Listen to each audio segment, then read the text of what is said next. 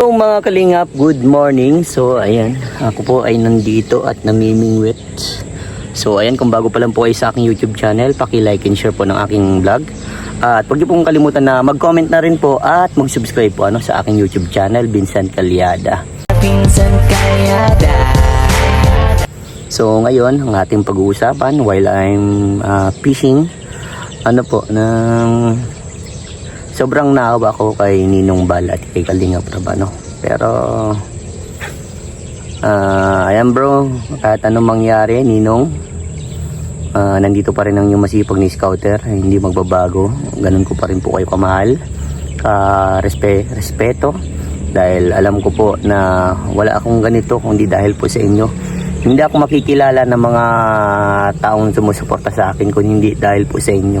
Community nyo po yun, Ninong. Labis lang ako naawa dahil nga po sa nangyari, pero ipinagpipray ko na lang na maging okay ang lahat at maliwanagan ang lahat. Sobrang lang, siyempre sa tagal ng pinagsamahan, tapos ganun yung mangyayari.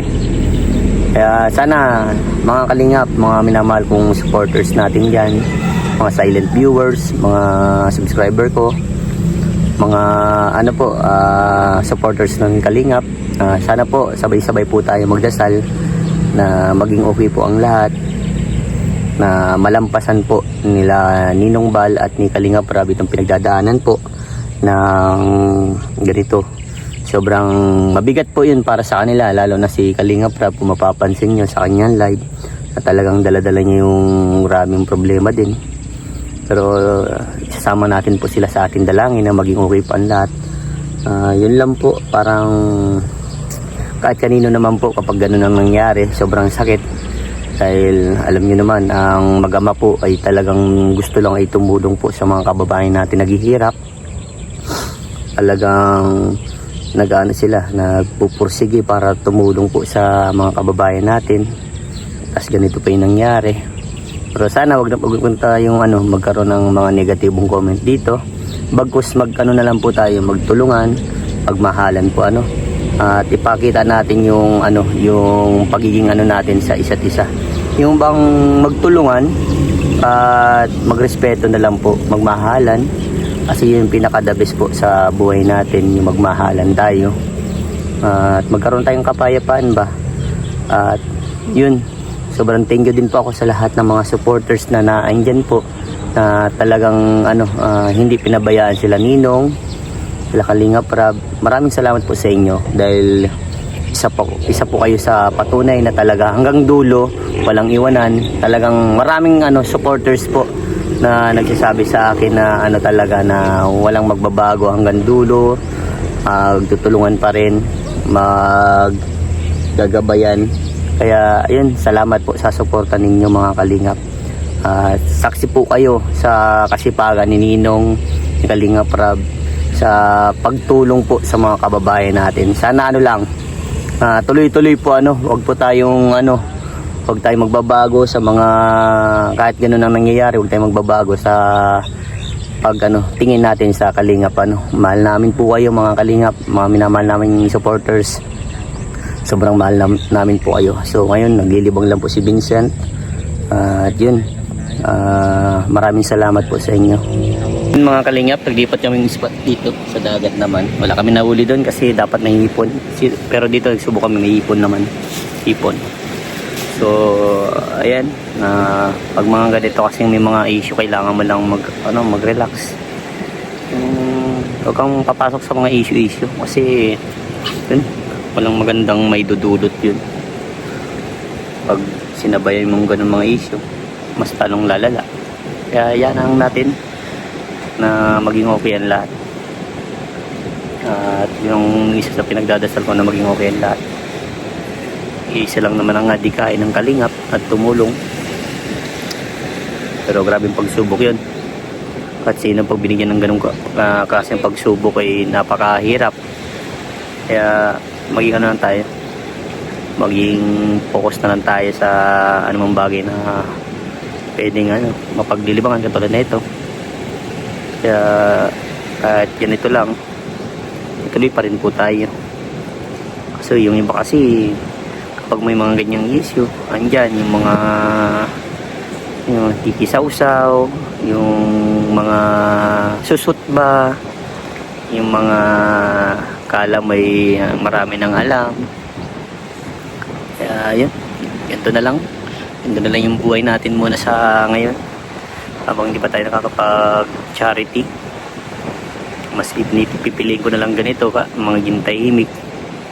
Kahit solo lang sa pagbablog, at least wala tayong inapakan tao, masaya pa rin. Yun, pag-pray po natin sila, no, na maging okay ng lahat. Pero si Vincent Calyada, laging tatandaan, talagang solid kalingap to. Kahit anong mangyari, hindi magbabago, kalingap pa rin. Napaka sarap maging isang kalingap. Maraming magbabago sa buhay mo. Talagang ang kalingap ay hindi lang po mga beneficiary na tulungan, kundi mga mga kalingap partners, mga vloggers na din. Po, talagang kung maano nyo si Kuya Bal, na kahit maano yung kanyang channel, ay talagang gusto niya tumulong sa mga gusto maging charity vlogger. Kaya ayun, sana intindihin niyo si Ninong Bal. Siyempre may edad na din yan si Ninong Bal, may mga nararamdaman na din yan. Kaya sana maging lang tayo, yung magkaroon ng pagkakaisa ba, pagkakaayos. Yun ang pinaka the best. Kasi ang hirap yung puro lagi away, gulo, wala naman nangyayari. Kaya ayun, mas maganda yung ganito na lang, yung maging masaya, di ba? Kasi kung puro papasok tayo sa issue na wala naman din mangyayari, away-away lang, di ba? Pangit na magkaroon ng laging away-away. Kakaroon ng samaan loob na kumbaga, siyempre hanggang pagtanda, pag hindi nagkaayos, ganun, away pa rin. Mas okay na yung magkaayos, maging payapa na lang ang kaisipan ng bawat isa, di ba mga kalingap? So ayan, by the way, maraming salamat po sa inyo, sa patuloy nyong pagtangkilik po sa mga vlog ng mga Team Kalingap. Kaya thank you so much sa inyo. Yun lang, ito po yung ginawa ko ngayong araw. At pamanin ko hindi tayo makapag-vlog kasi nga siyempre gawa ng mga issue. Parang yung parang nadadamay ka rin, siyempre kalingap ka eh. Kumbaga masakit para sa loob din namin na kumbaga yung ama ng kalingap eh, grabing pinagdadaan, lalo sa Kalingap Rap. Kilala ko yung magamang yun, sobrang bait yun nila Kuya Balat ni Kalingap Rap. Kaya ayun, napakahirap yung ganung style, ganung pangyayari para sa kanila.